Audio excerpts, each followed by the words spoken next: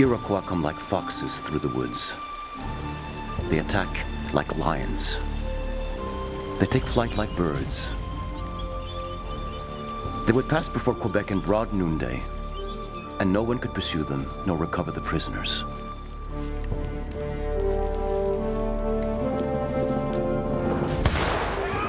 Once the Huron are destroyed, the Iroquois take aim at the Hurons' former allies. For 15 years, the French colony is under siege. Pierre Boucher, now a merchant and governor of Trois-Rivières, describes the atmosphere. They can set up an ambush anywhere. A small bush can conceal 6 or 7 of these barbarians. We are always in fear that some unfortunate man not be able to work in safety if he wanders off the least distance.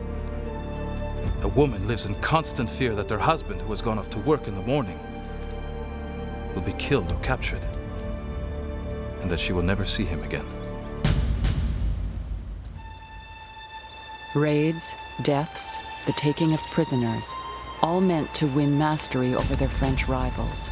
And with no support from France, the merchants and settlers are on their own.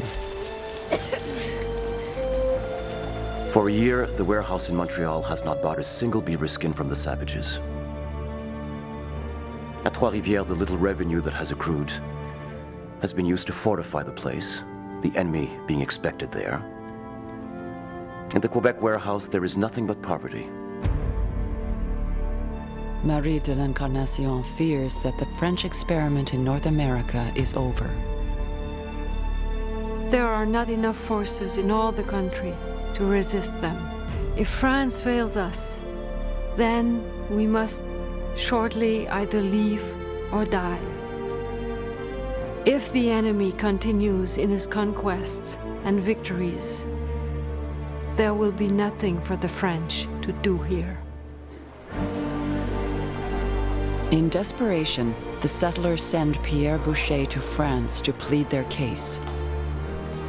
Young Louis XIV has just become king. He decides not to give up New France without a fight. The Iroquois are the perpetual and irreconcilable enemies of the colony. As an appropriate remedy, I have resolved to wage war against them in their own lands to exterminate them completely. In the early summer of 1665, the people of Quebec see a glorious sight. The arrival of 1,200 French soldiers, crack troops to defend against the Iroquois attacks.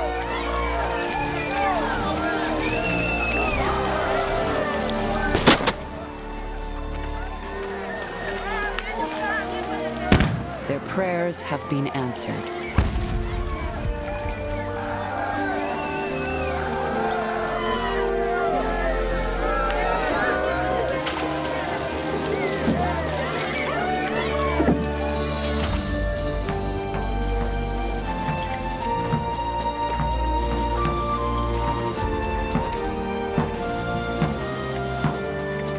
The Jesuit superior, François Le Mercier, has been here for 30 years, but this is the best summer yet.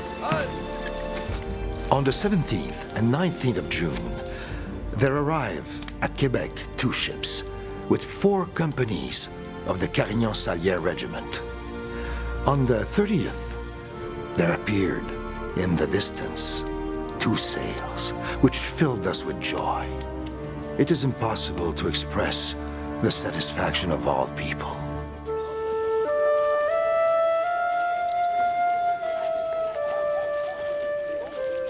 The king does more than send soldiers. Since the beginning, the French settlement on the St. Lawrence has been a privately run trading operation. Now, Louis XIV makes it a royal colony of France under his direct control. He sends out some of his best men to administer the new colony and make it grow. Marie de l'Incarnation believes the colony has been saved. The ships have all arrived. bringing us the rest of the army, along with the most eminent persons whom the king has sent to the aid of the country. They feared they would all perish in the storms they braved on their voyage.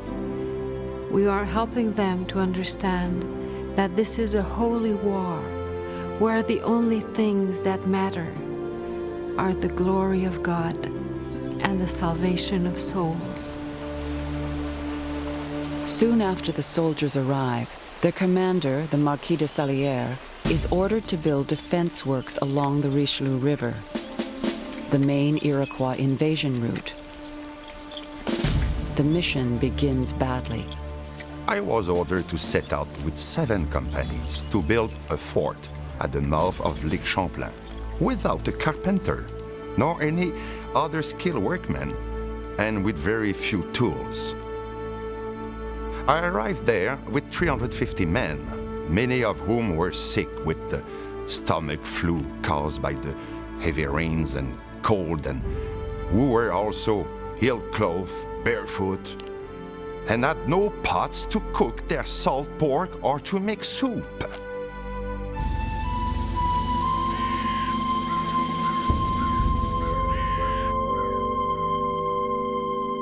But by the time winter sets in, the soldiers have managed to build 3 rudimentary forts. Now they are given a new assignment. The new governor is Daniel de Remy de Courcelles, 39 years old, an impulsive and reckless aristocrat. This is his first winter in Canada, and he decides that January is the ideal moment to launch a campaign against the Iroquois.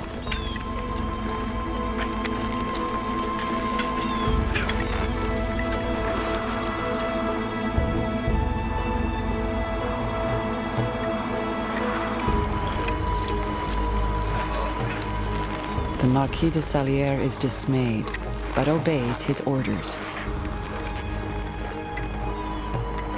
I saw all things ill-disposed. The soldiers having no snowshoes, very few axes, a single blanket, and having only 1 pair of moccasins and stockings. When I saw all this, I said to the captains that it would require one of God's miracles for any good to come of this. Some of them replied that Monsieur le Gouverneur did as he pleased and took advice from no one.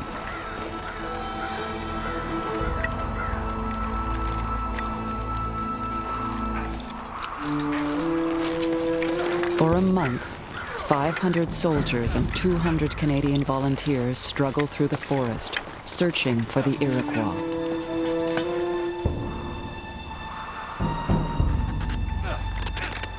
Captain Tapis de Montet records the grim results. During this expedition, which we undertook in January, we lost 400 men who dropped dead from the cold. We had set out on foot to take an enemy village by surprise, but we failed because our guides died of cold along the way.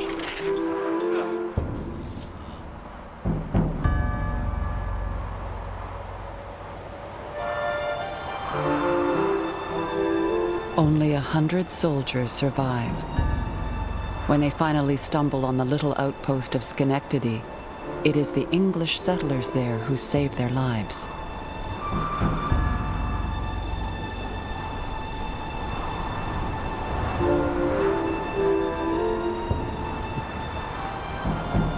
The regiment has not fought a single battle nor killed a single Iroquois.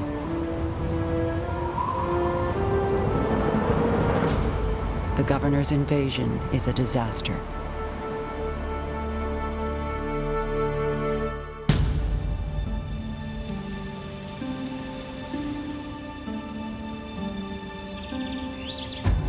The next autumn, the French are ready to invade Iroquois territory once again. This time, they assemble a massive force, 600 soldiers, 600 Canadian militia, and 100 Indians.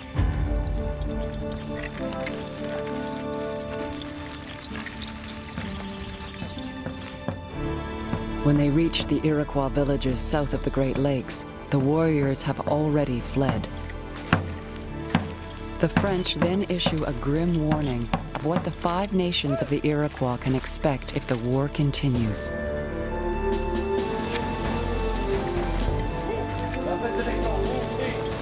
No battles are fought, but the Scorched Earth campaign is a triumph for New France.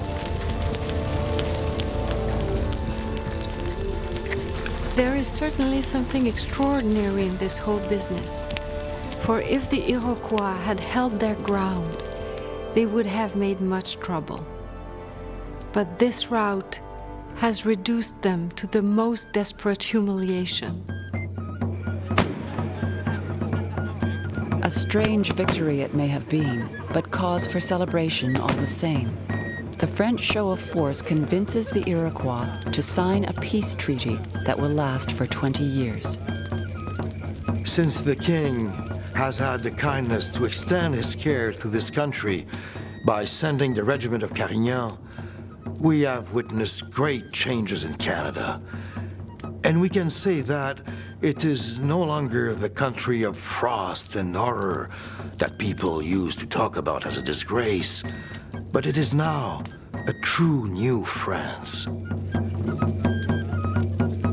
The soldiers now expect to return to France, but Louis XIV has other plans. He offers large estates, seigneuries to officers who will remain in New France, and smaller plots of land to the ordinary soldiers. 400 take up the offer, including Pierre de Sorel, Antoine Picaudy de Contrecourt, and François Jarret de Verchères. The fur trade outpost is becoming a new society.